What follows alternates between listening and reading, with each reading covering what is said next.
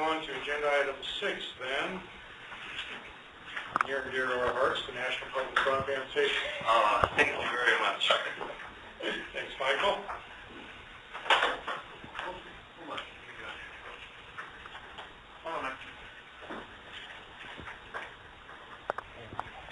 Am I in control now? Okay. Now for something a little bit different. Arizona was the award for Arizona's state and local implementation grant. It was awarded August 16th, and as a result, we're in the process of collecting in-kind contributions from state, local, tribal participants in the program, either at meetings like the SIEC meeting we're having, PSCC meetings, all of our education and outreach. So Karen is currently handing out our in-kind match form. If you would please fill that out and fold it top to bottom, and then she'll collect them. We're working on the process of making sure that we collect this stuff and maintain anonymity, but we will do that because it does ask for salary rates and so forth on the form. And it's probably a non-federal match, right? Yeah. That's true. Any and all can participate unless, of course, you're paid by federal funds. And then you don't count. Excuse me? Yeah, you still can, state, kind of global term. All right, let's get into the presentation here. The National Public Safety Broadband Key Elements of the program. It's a nationwide 4G LTE network. They have for public safety and public service, opening it up a little bit to secondary users, such as departments of transportation and so forth, and we'll get clarification as we get further into the program. $7 million in funding for the initial build-out. It's ultimately going to be a self-sustaining fee-based network run by FirstNet, independent authority, as part of the NTIA. As we have more interaction with FirstNet, as FirstNet is becoming established as a real-life running organization, the kind of fundamental theme that's materializing is that public safety wants, and FirstNet recognizes it needs to deliver, cheaper service than current air cards, more reliable than current air cards, and with as good or better coverage. So those are their goals, that's what they're working towards, and I think that's just kind of a rock-solid set of goals.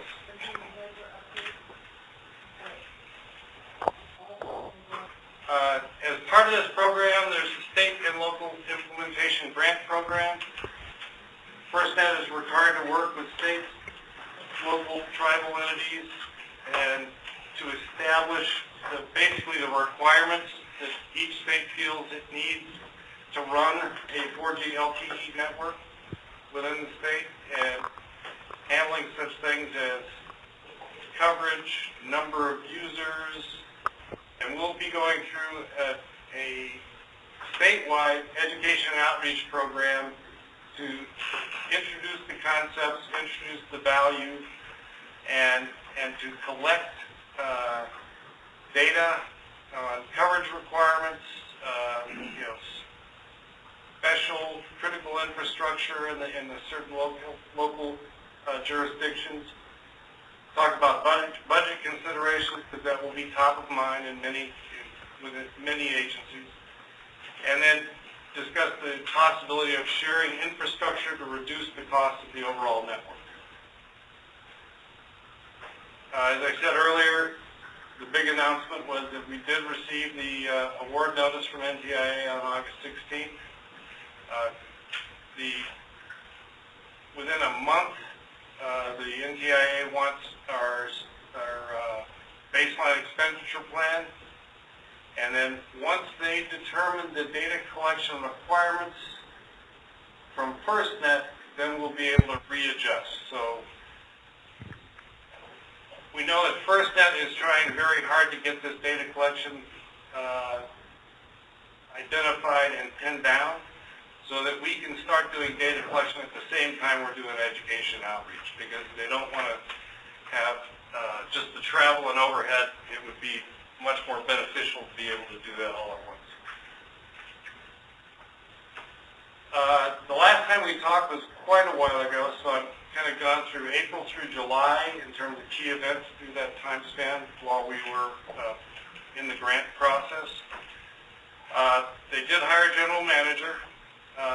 Part of the problem in the early FirstNet board situation was they were trying to do operational, active managing and delivery of outreach and education and business plans and so forth. At the same time, they were trying to be board members. It didn't work well. They got into a mode of, well, I'll just go ahead and get this done because I'm a get this done kind of person, and didn't discuss it with other board members. So they kind of got into a bind. Board member Paul Fitzgerald pointed out that they were not being really totally transparent, and communications needed to include public safety. This wasn't just a business enterprise. In the media, it's been really kind of blown out of proportion, I believe, but he got his point across. The board has been acting in a more transparent manner, and they're getting back to doing their board member jobs and hiring people to do the actual real life work, which is starting to work out much better. And they've got a logo now. Got to have a logo. All right, another event was they held 6 regional meetings nationwide. We joined up with the 11 western states and territories in San Francisco. They gave good, Jeff Johnson and Craig Farrell gave good, solid presentations on where they're at, what they're thinking, and where they want to go. And really addressed some of the issues that have been floating around of people's concern. $7 billion is not enough. The issue of, will we lose local control and so forth.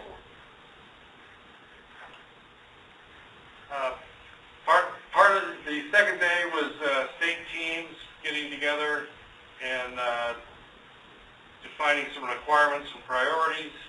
We had special breakouts of certain topics, and then peer-to-peer, whether you're a CIO or a tribal member or public safety people got together and again came up with the requirements and priorities they felt were necessary. Our attendees were far and wide, north, south, representing police and emergency management and so forth. And a person that I just met during this meeting was Luke Johnson out of Fort Mojave Indian Tribe. Has been very valuable in terms of getting his point and his viewpoint across, but it really reflects what we need to work together on to get this done. There was, early June, there was a PSCR Conference. That's the Boulder labs that are validating the interoperability of the equipment, making sure that all vendor equipment is plug and play, and that an eNode B from one vendor will work with an EPC core from another vendor. And all those evaluations and testing are going well. They haven't run into any problems, which is kind of a first for public safety to be able to use other vendors' equipment. To give you a perspective on this, back when Mesa had a waiver and John Menick and I attended the first Boulder meeting, there were maybe 90 people. Okay. 3 years later, there's 500 plus attendees, a lot more vendors than we've ever seen in the past, but also a lot of public safety and a lot of state participation that wasn't there before.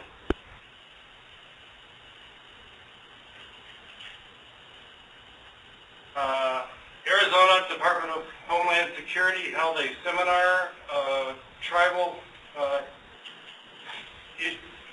basically a tribal seminar in mid-June.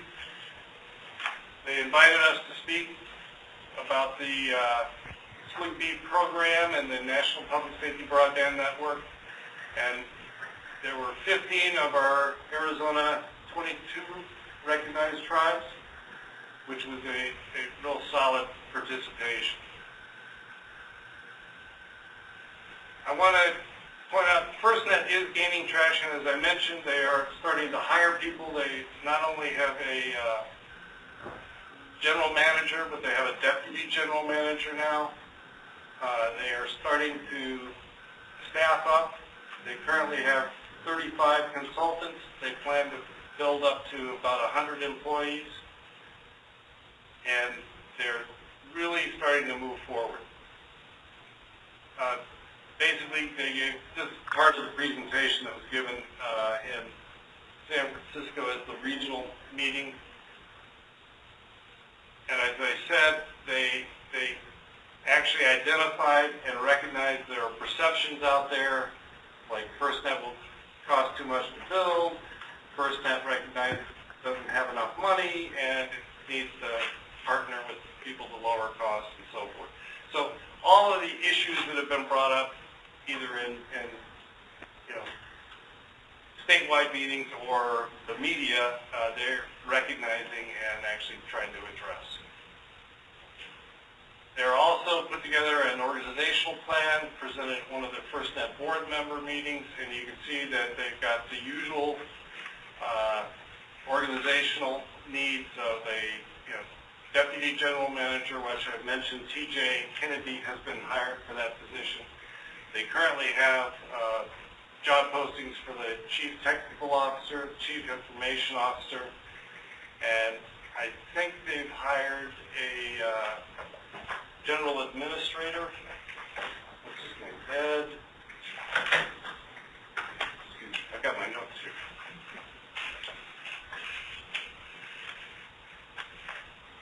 Ed Parkinson, governmental affairs, who seems like a really strong candidate or employee.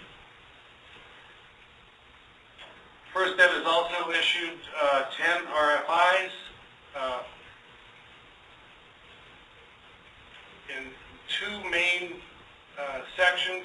They have RFIs that relate to the radio access network, in other words, what we in Arizona will likely see and will be using.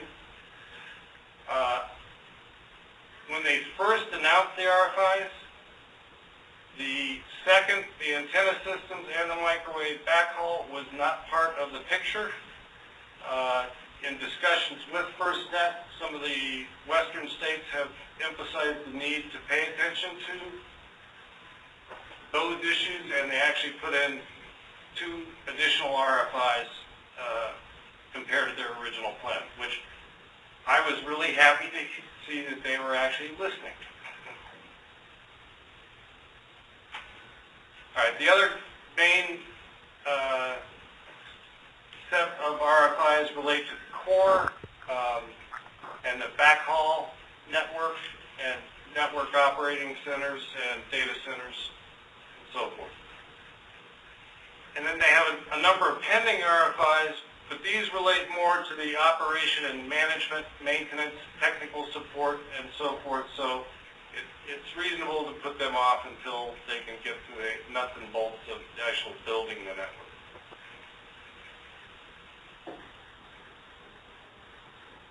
Some of the things that FirstNet is working on show some serious forethought. They're working with the SEC to try and streamline the approval for site permits and so forth. Some of the issues that PC Win ran into in terms of EPA, tribal preservation, and so forth. They're already trying to work through that, not to circumvent, but to streamline and make sure everybody's pushing on the same side of the box, so to speak. The other issue that has come up is that FirstNet has put together a very aggressive plan, and it doesn't sync up with the NPIA-SIEC program plan. So they're out of sync, and they recognize that and are working on it. FirstNet, of course, would like to have all the data collected by the end of the year, 3 months from now, because they can make decisions, but it's going to take a while to get that data collected and to do the appropriate education and outreach. The most recent board meeting highlights, they're actually forming committees and assigning people to committees. They have a 2014 business plan summary out on the web, or out on the FirstNet site. They announced, basically the SIEC program is about, they were thinking they were going to have all the awards announced at once on July 15th. They recognize now that they're going to have to do a rolling award notification. They initially started with 5 states, added 1, and then added 3, and then had a giant announcement of an additional 13 states. So I think they're up to 22 now that have been awarded, and they're moving at a faster rate. They also announced special liaisons or responsible board members for tribal outreach, federal outreach, meaning federal agencies within states, and figuring out how the feds are going to get on the network and what that really means.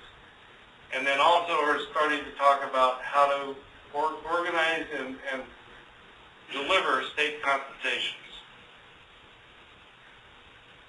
We, as Arizona, one thing that came up, an interesting fact that I had no idea about, was that of Arizona's 22 tribes, 7 have their own tribal telecommunications company. So from a national perspective, of the 12 recognized tribes that have their own telco company, 7 of them are in Arizona. So that's a interesting fact, but also in terms of infrastructure sharing and the ability to get wireless 4G out into those areas, that's a business proposition that definitely has to be looked at in terms of between FirstNet and the tribes, but we as a state need to help that process. All right, so our next steps, we're working on the detailed education and outreach plan. Again, as any project, we've got a project schedule and expenditure, and then we'll also be doing education and outreach content development with the Arizona Public Safety Broadband Network work group. And we're having our kickoff meeting this afternoon to get back on track, because we're on a hiatus during that grant development time. Okay, any questions and or discussions? That meeting's this afternoon here. 1 o'clock conference call. Okay. Any questions from anybody? Audie?